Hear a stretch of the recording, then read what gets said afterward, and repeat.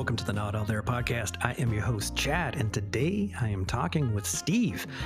I had never met Steve before. Steve had never met me before, but we share a mutual friend, Rich, who was the very first person I talked to on this podcast. It was really a fun and cool way to get to know somebody, sitting across a desk from them, recording a podcast. Steve is a sweetheart of a person, and he is just a phenomenal storyteller, and so much in what he has to say about the throes of his addiction, his recovery, and his sobriety, his life as a sober person. It's so relatable. And I think a lot of you who are going to hear this are going to relate to some, if not most, of what he has to share. And I'm really happy with how this one turned out. I think it's going to help a lot of people. It helped me. And anyway, I'm going to get out of the way, and you sit back and enjoy my conversation with Steve.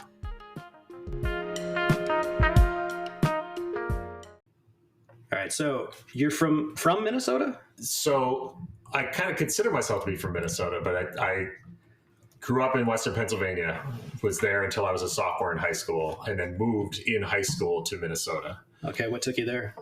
My dad's job. So he was a foundry manager, making these big gray iron parts for locomotives and big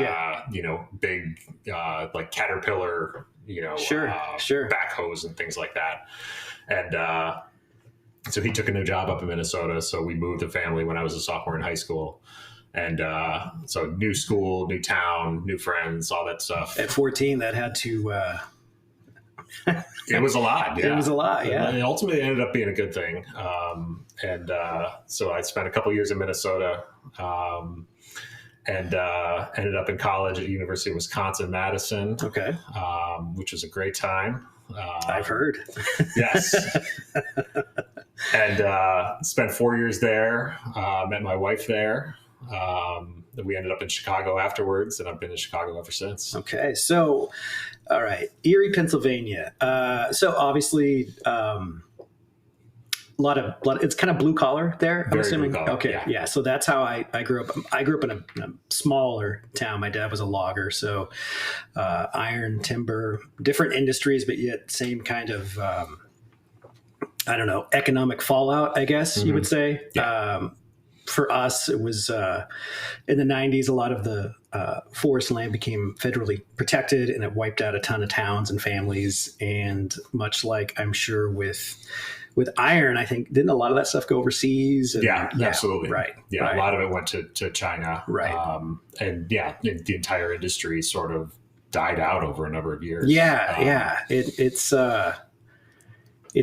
interesting to meet somebody that's actually kind of experienced that. Living around here, you don't hear about that much. Right. Like, families who personally went through the hardships of like these federal decisions that like completely, Erie, you said it's like around 100,000. So obviously it was able to somehow weather the storm, but it like almost completely wiped out the town that I'm from. So do you, are any of your family members drinkers or? Yeah. Yeah. So I have two brothers, one older, one younger. Okay. You're the middle, and you moved at 14. Yeah. Middle child. So my older brother's 2 years older. My younger brother's 2 years younger. Oh, okay. They are both in the program. Oh, hey. All right. Yeah. Okay. So both former drinkers.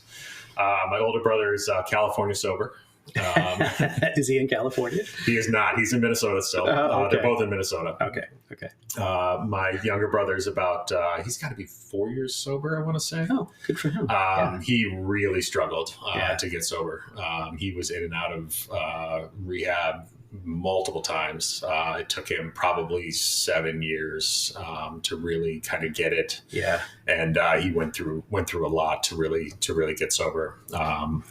So what kind of effect did it have on you? Because I have an older brother who I haven't spoken to in several years now, but when we last spoke, he was still really struggling with his sobriety, and he's 9 years older, and it took him I mean, he was in and out of rehabs, marriage. I just so much, and he couldn't ever string like a good chunk of sobriety together. And when my drinking was coming to an end, I didn't want to go get help because I was like, I'll just quit. I'll do it on my own. Yeah. I didn't want to get any help because, the example that I had for someone trying to get help, it was all just a bunch of bullshit and it didn't work.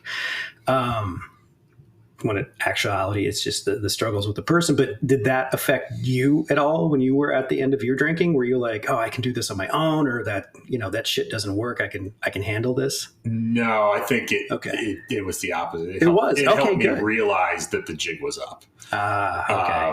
I saw what he had gone through, and I did not want to string myself along any further and put myself through what he had gone through. Oh, that's good. And I think it helped me to get the help that I needed more quickly than I would have otherwise. That's nice to hear. I think I realized that I had the alcoholic family history. Yeah. I think I realized that I was showing a lot of the same signs that he had shown when he was near the bottom of his drinking. And I think I knew that I needed to get help, and I had tried to do it on my own for long enough that the only thing I was going to do was dig my hole deeper. And I didn't want to sit and struggle. I had seen him sit and struggle and try to do it on his own long enough that I knew it wasn't going to work for me. So if anything, seeing him struggle for the years that he did was, it helped save me a lot of unproductive time, if that makes sense. Yeah, it does. That's really actually rather beautiful.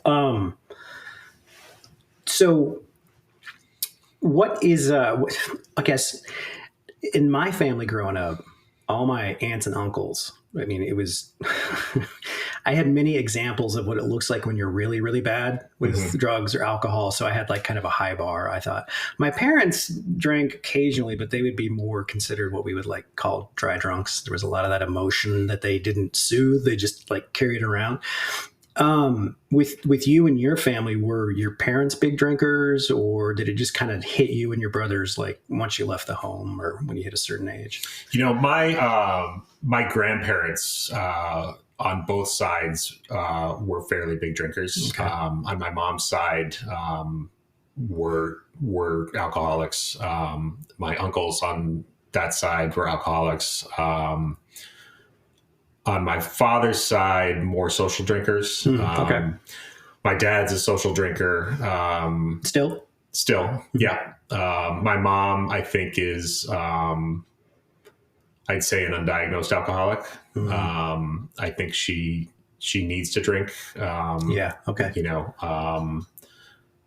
As opposed to drink socially. Yeah. And so, I don't see her getting help with that anytime soon. And I think it's just something that everybody's just sort of goes accepted. unspoken, like many things in my family.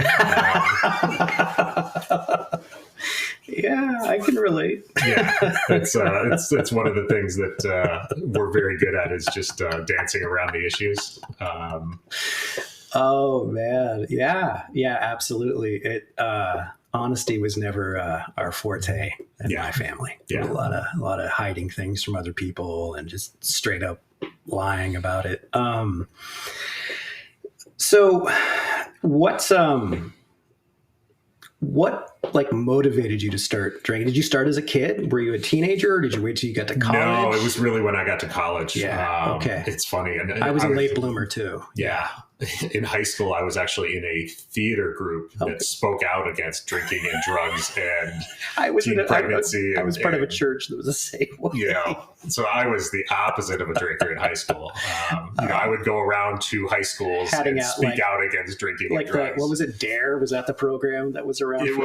Ours was called like the SOS Players. And it was, I was the kid that you would get called into the high school assembly, and we would be out there doing these skits against, this is what happens when Bobby. Yeah, Bobby this drinks. is what happens when Bobby drinks. I mean, just the opposite. I didn't have my first drink until my senior year of high school. I was on a choir trip in San Francisco. Wow. Okay. So it was really when I, like the summer after senior year, drank a little bit. It was really when I got to Wisconsin that, joined a fraternity and really developed a taste for it. And boy, did I ever. Did it happen pretty fast for you once you kind of decided that this is what I want to do? Yeah. But it was fun drinking. Right. And Absolutely. it was fun drinking for a long time. And it wasn't a problem. Wisconsin, as a school is very much a work hard, play hard type of atmosphere. Oh, okay. So it's just sort of accepted. Like, if you show up the next day, you're a little rough around the edges. It's not like a big deal. Absolutely. And boys went at it last night. And it was, my friends and I were like that. It was, we'd go out, Thursday night, but we'd still show up for our 8:50 chemistry quiz on Friday morning, and we'd ace it. And it would that's the way it was. Got great grades. Thought about going to med school for a while, and really did well in school. So drinking wasn't a problem. And I had that balance for a long time in school, and it was really after school, I moved to Chicago, got a job in healthcare consulting. Okay. And that's where the drinking really turned from fun drinking to I need a cocktail at the end of the day because of pressure type of drinking. Right. It became that crutch. Yeah. Exactly. And that's where it, and it didn't really accelerate for a while after school. It became, it was still fun drinking, but then a little bit of the relieving the stress type of drinking. But then, and I've said this in a couple of leads that I've given, like the pressures in life start to build up, right? Yeah, they do. Yeah. You get, the girlfriend turns into the wife, and the apartment turns into the condo, which turns into the house eventually. Right. And then the kids come along, and like these pressures just start to mount on each other. Right. And, you go to business school, and, the job gets bigger, and the mortgage gets bigger, and you get kids, and all of a sudden, like, the years go by, and these pressures just start to build on each other. And like 10 years go by, and you're like, holy shit, like, what happened to this mid-20s kid? Now I'm this bloated old man. Yeah. Well, and it's not necessarily, it's not a bad thing. Like, right. Just life is happening. Right. But like all of a sudden you've got all these responsibilities, and drinking just became this crutch, like you said, of how I was dealing with things. Like all of these pressures build up in your life, and drinking became more and more of a crutch of how I'm going to deal with the stress of all of these pressures, these big job, this big mortgage, these big family responsibilities, and trying to find the balance between all of those things. And drinking just became more and more of a way that I was finding that stress relief, finding that crutch, finding that way to sort of blow off that steam of all of those pressures. Did you find that the drinking ever got in the way of other aspects of your life, whether it be responsibilities or activities, anything like that? Not for a while, okay. But probably the last 6 or 7 years. Yeah, it certainly did. Yeah. It certainly did. I think probably 2013, I got promoted to associate partner at my previous job. And that's where the game was real. They've put faith in you. They said, we see you as a future partner at this company. And, you have revenue targets and you have real client responsibilities, and it's not just you're not just a team player, right? You're not fucking around. You're anymore. a leader on the team, and you're running clients, and you are, they see you as, they've tagged you as a future partner in the firm, and I was like, man, this is a lot. Did boozing and schmoozing go with that role too, or was it not necessarily really, aspect? Not okay. really. Okay. It's the pharmaceutical industry, and so there wasn't a lot of client entertainment. I see. We'd have dinners occasionally, and it was a lot of lunches, that type of thing. So there was not a lot of boozing and schmoozing, which is good because I probably would not have operated real well in that environment. I've had a few of those nights. Yeah. But I didn't like to social drink. I like to drink alone. Yeah. It's a really wonderful place to be. I would pregame and then go out and have 2 or 3 beers. Right. So it didn't look like you were. Yeah. Right. Yeah. That was my style of drinking. Okay. Did it ever? So it didn't really mix up during the day. Like toward the end of mine, like it was just basically like infiltrated. Like if the sun was up, I was like sneaking booze. Oh, it did. It did. Okay. It did towards the end. Yeah. It absolutely did. Yeah. So the switch kind of flipped. I had 2017. I had some family history came up. Okay. I found out that I did not have the happy childhood that I thought I had. Yeah, I went through. And I don't want to go into a ton of detail on it. You don't have to, but I understand. I can relate to that. Yeah. Some past history came up, and that was sort of the straw that broke the camel's back. Yep, absolutely. Right. Like I had all this pressure at work. We had, our twins are growing up. We had a 3rd child in 2016. So we've got, young twins, an infant at home. I've got all this pressure at work. Oh my God. And then hello. And then boom, like this bomb gets dropped about the past. Right.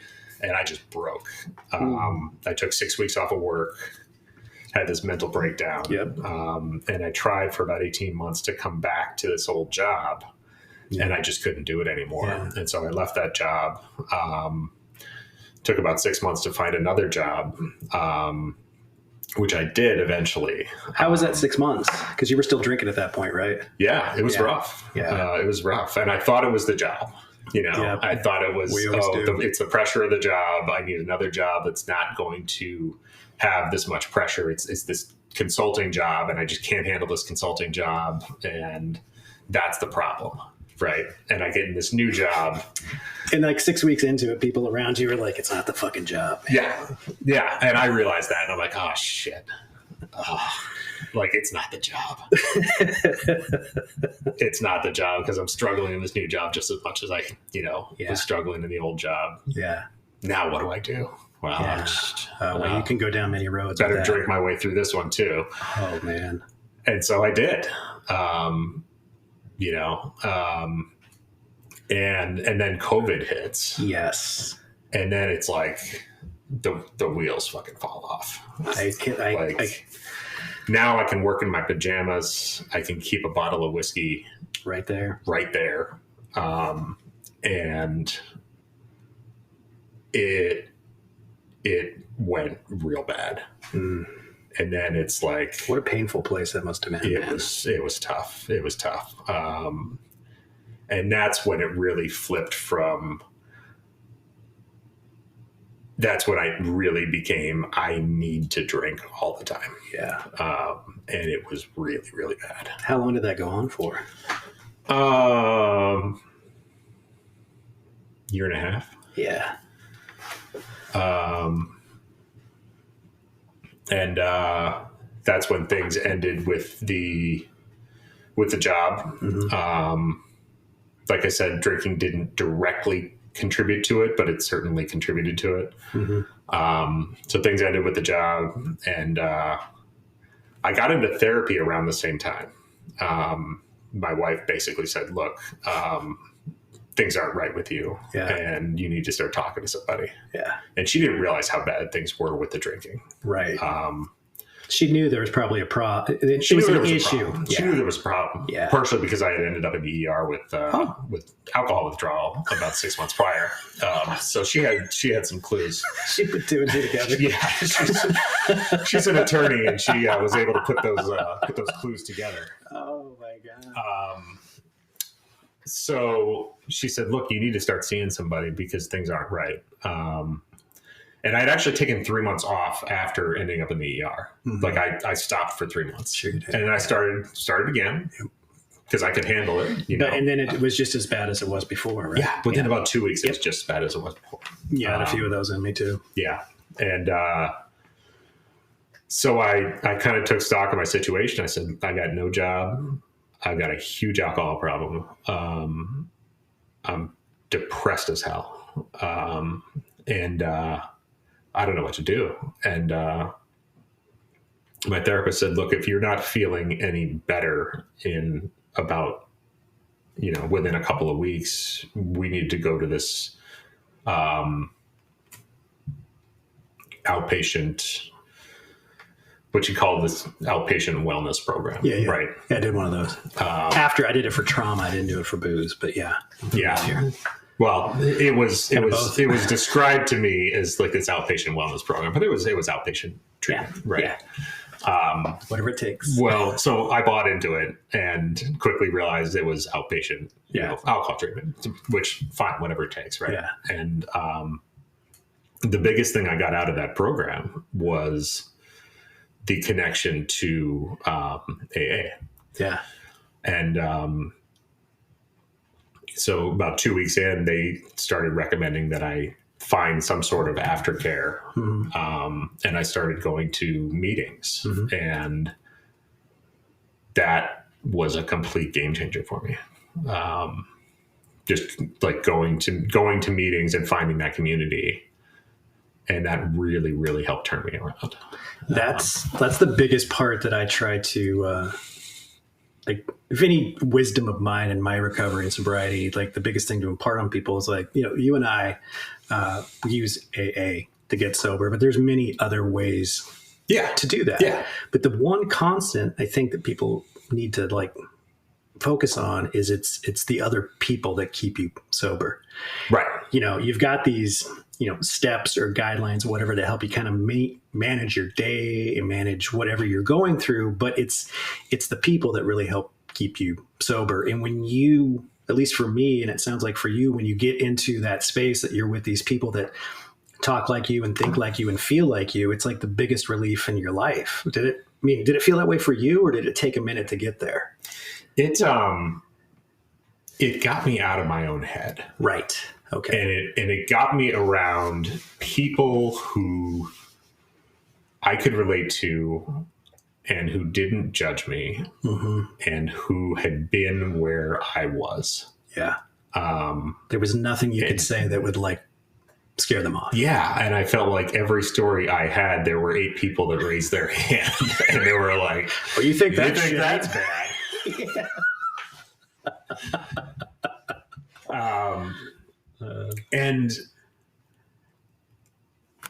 And it gave me hope because I could look at people that had, that were 3 months further along than I was on my journey, or 6 months, or 6 years. Right. And I could see a path forward. Yeah. And that was just huge for me. Like I didn't have to, I felt like I had nothing. I didn't know what the next day was going to bring. Right. But I just felt like, all right, well, if this guy can do it, and he looks like he's a disaster. Right. But he's somehow holding it together. Right. Like I just need to do what he's doing. Yeah. And it's not that hard. I'm like, I got no job. I can show up to a meeting at 7 a.m. Yeah. So let's just do that, and we'll see what the day brings. And it gave me a routine, and it gave me a group of people that I could relate to. And it's exactly what I needed. And then when I got a sponsor and then started working the steps, and not to turn this into an AA commercial, but so what works for you? When I turned it into more than just showing up for meetings and started really diving into the program and realizing everything that was there, it gave me something to focus on, right? When I was looking for a job, and like I sent out all my resumes and done all my LinkedIn research, and like my day was done by 10 a.m. Right. It gave me something to focus on. Yeah. Right. And it gave me some purpose.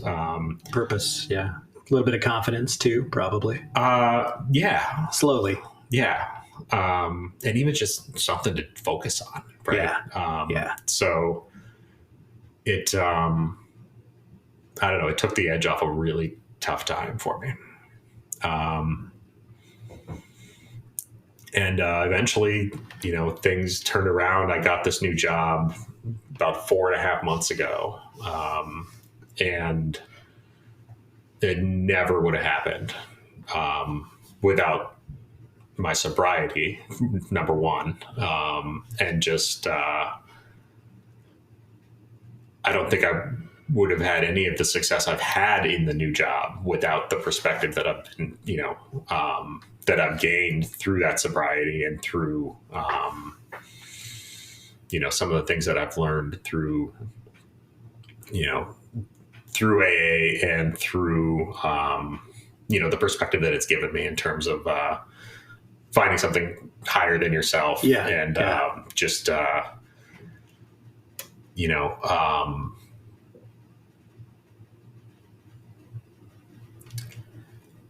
just focusing on the day to day, and really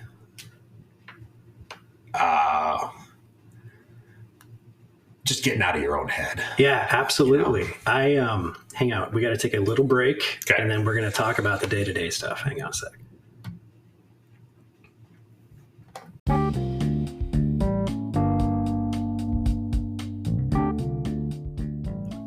And now, a word from our sponsors.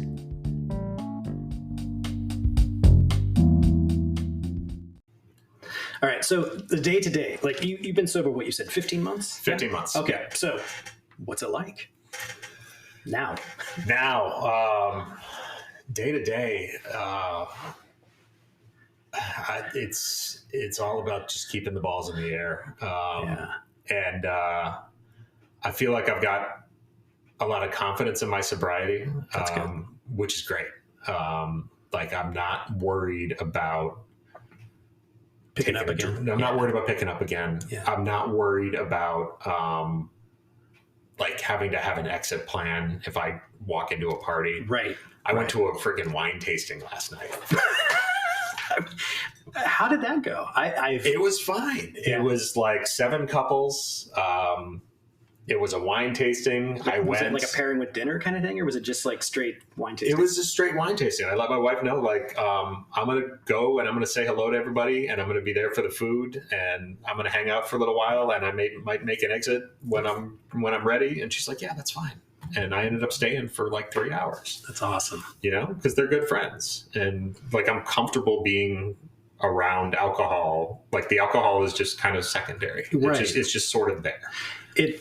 It sounds to me, and it took me a while to get to where you are, but it's like you've just accepted and you're cool with the fact that, yeah, I'm an alcoholic. So yeah, I don't drink. I can drink, but I'm not going to because it doesn't go well. And it took me a while to get to that point. And through my personal observations, I guess would be an experience to it. But I see that that's where a lot of people fall off the wagon, if you will, is that they don't want to accept themselves as being just a sober alcoholic. They're like, well, fuck it, I'm just an alcoholic, so that's all I'm worth. Yeah. And you mentioned earlier that, are you still seeing a therapist? Are you? I am. Yeah. So weekly. Did that help you reach that conclusion that, like, hey, I'm an alcoholic and that's totally cool? Or was that something you just kind of like figured out on your own? My therapist and I, we don't talk a ton about the alcohol side of things. Oh, interesting. Okay. Well, then that also probably helped you with it, because alcohol is a symptom to the larger problem, right? Yeah. There's something we talk a lot about the larger problem. About the larger problem. We talk a lot about my family. We talk a lot about finding balance. We talk a lot about my confidence and sort of the way that I show up to things. Mm-hmm.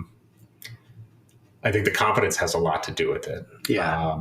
You probably did, at one point, had a whole bunch of it when you were drinking, but at the end you probably had none or very little. Yeah. And it was a false confidence. Yeah. That I realized. And now, like, I'm comfortable in my own skin. Mm-hmm. And I don't really think I ever had that before. Right. Did you ever ask that question of yourself? Like, well, who am I really? Oh God, all the time.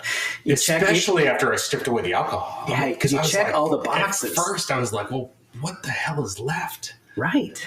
It's like, I don't have an identity anymore. Yeah. Like, you strip away the alcohol, you take away the job. And I was like, okay, so I'm just like some unemployed sober asshole. Who the hell am I? Right.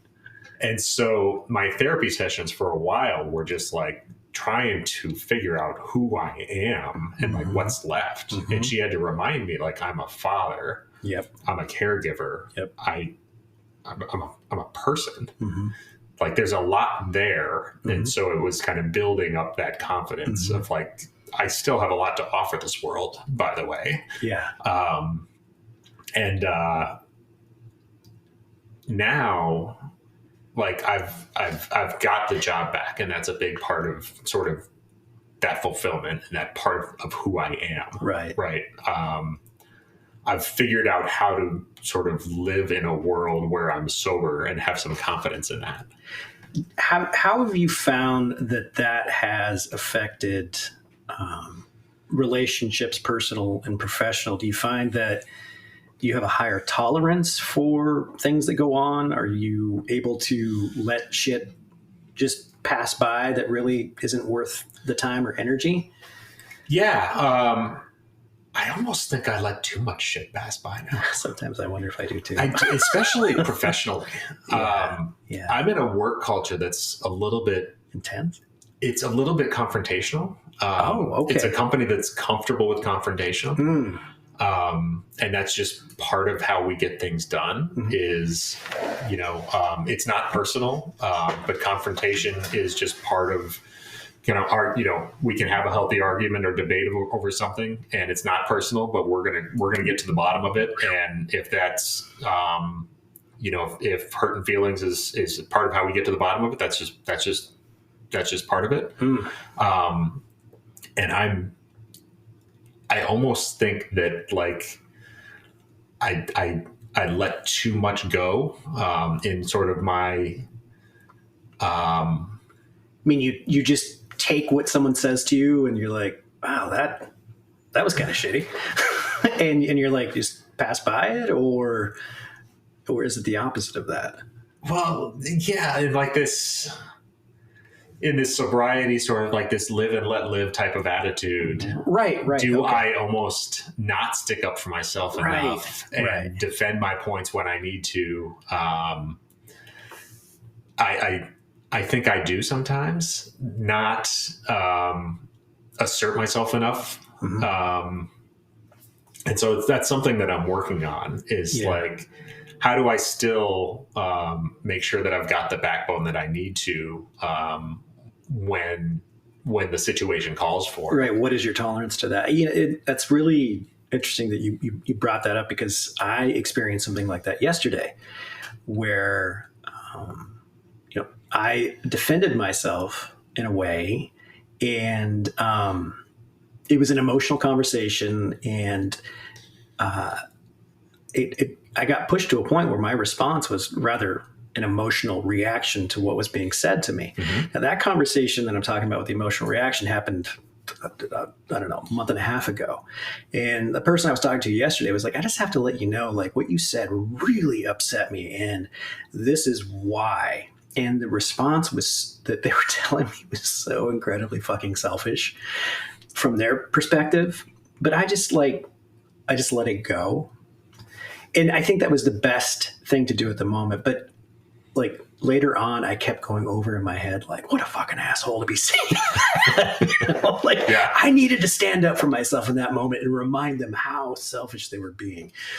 But the sobriety, I guess, and maybe all the therapy I've gone through too, has allowed me to be like, all right, you don't, like, let's just stop thinking that way.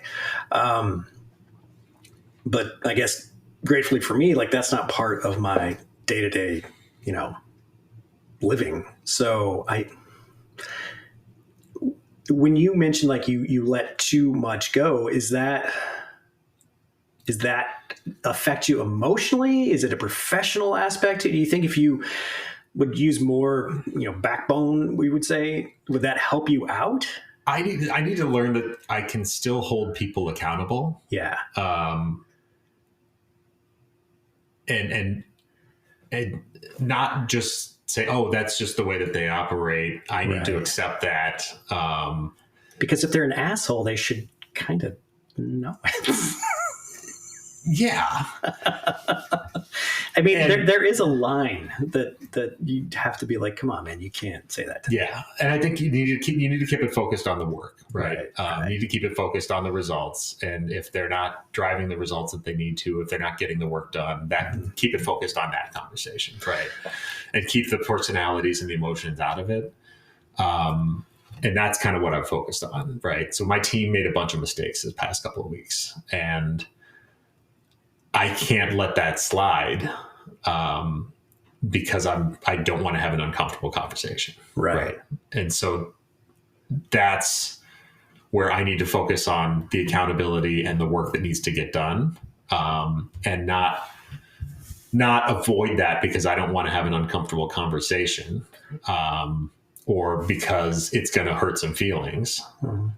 And that's where I can't let, this idea of,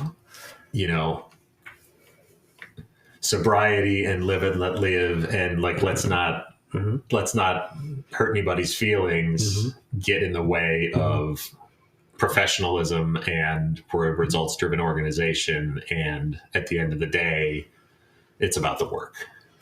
How does that translate into your personal relationships?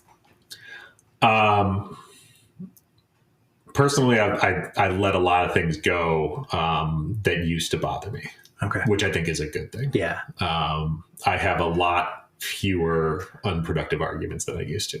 That's good. And I'm married to an attorney, so I would lose those arguments anyway.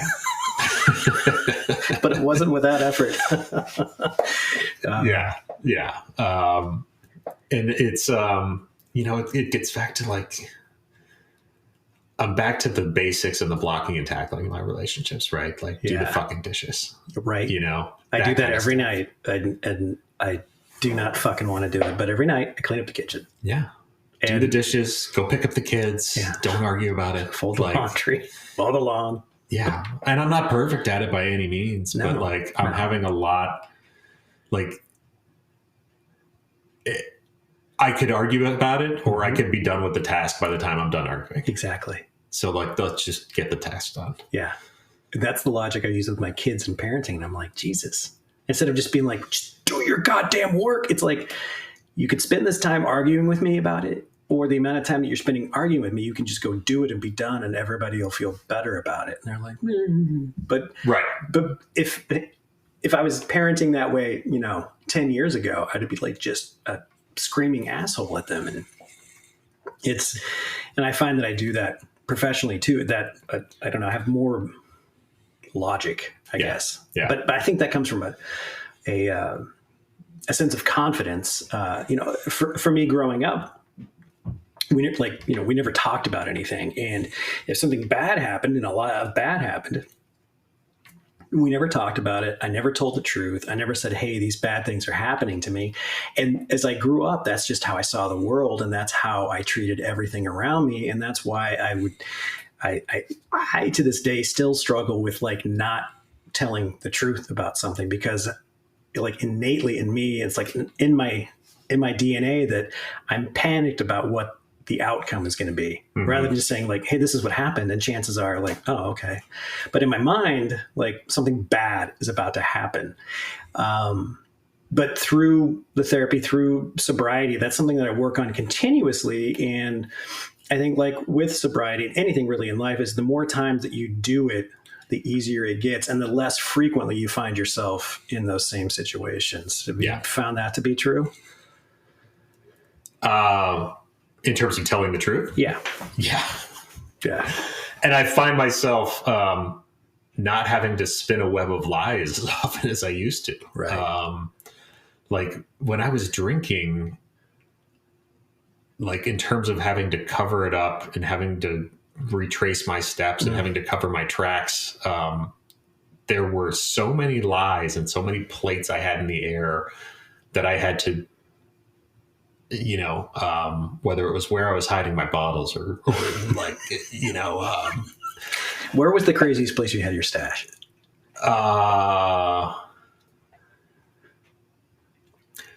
So my office was just oh yeah. Like behind the furnace, there's a furnace cabinet and there's an old door. Yeah. And like behind that door under a blanket, like the garage, in my golf bag. Ooh, that's a good one. Yeah. I used to use backpacks. Yeah. In a water bottle underneath the back of my closet. I had a guy that kept it in his wheel well recently. I was like, really? I never kept it in the car. And I tried to limit the number of places I kept it so that I wouldn't, have limited number of places where I could get caught. Right.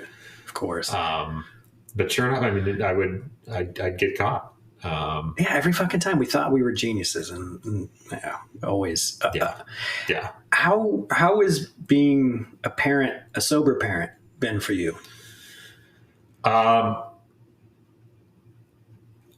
I have so much more patience and presence than I used to. I think I'm pretty damn good at it. Honestly. Yeah, I know. I do too. Yeah. And it's hard not to look back with regret on that time that I missed. And that's one of the things I talk about with my therapist is like, how do I move forward and be the best parent that I can? Knowing that I wasn't the best parent that I could have been for those, that stretch of years. I'm having, it's interesting. So we just had a psychiatrist, a parent. My daughter is transgendered. And so, we just had a psychiatrist appointment for her. Mm-hmm. And one of the questions the psychiatrist asked, and I wasn't in the room, was, is there any alcoholism in your family? And my wife had to answer honestly and said, yes, Austin's father is an alcoholic. And she turned and she goes, Daddy's an alcoholic? Oh, no. Yeah. And so there's a conversation I need to have. But I feel so much more prepared to have those conversations in an honest and open way. And I don't run and hide from them like I used to, So I've got a series of those conversations that I need to have.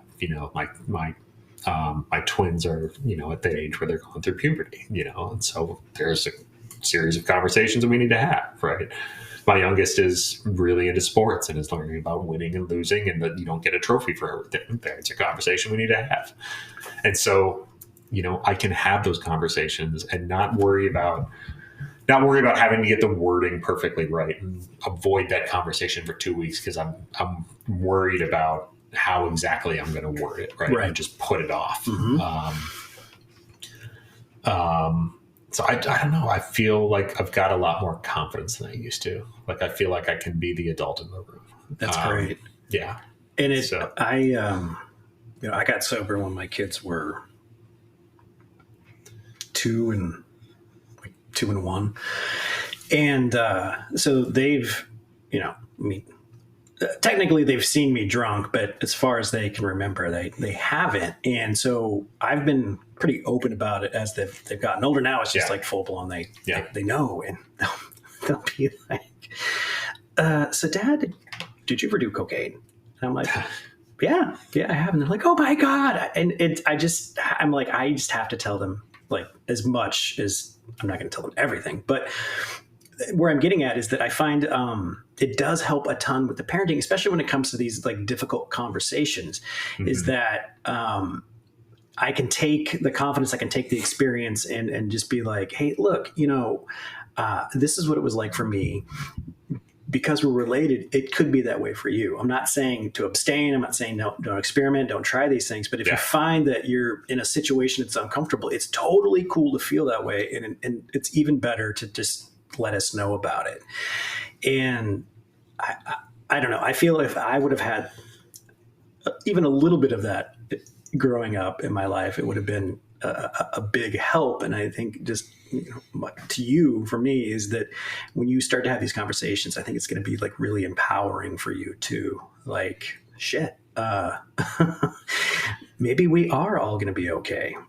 I hope so. Yeah, and I want to have those open lines of communication with my kids, and I want them to feel like they can come to me and to my wife, Allison, to explore those tough subjects. I don't feel like I had that when I was a kid, and because communication was never the strong suit of my family. I feel like. I feel like my dad sat me down when I was 25 and was like, hey, by the way, you should watch your drinking, and I was like, okay, that's helpful when I'm 25. Yeah. Great. Yeah. Thanks, Dad. Piss off, old man. Yeah. Oh man. Well, this has been a real pleasure. I'm really happy that we got to meet. This is the first time we're meeting each other. So this is really great. Thanks for coming. Of course. This was a Thanks pleasure. for having me. Yeah. And you take care. Okay. Yeah. Thanks, Chad. Bye.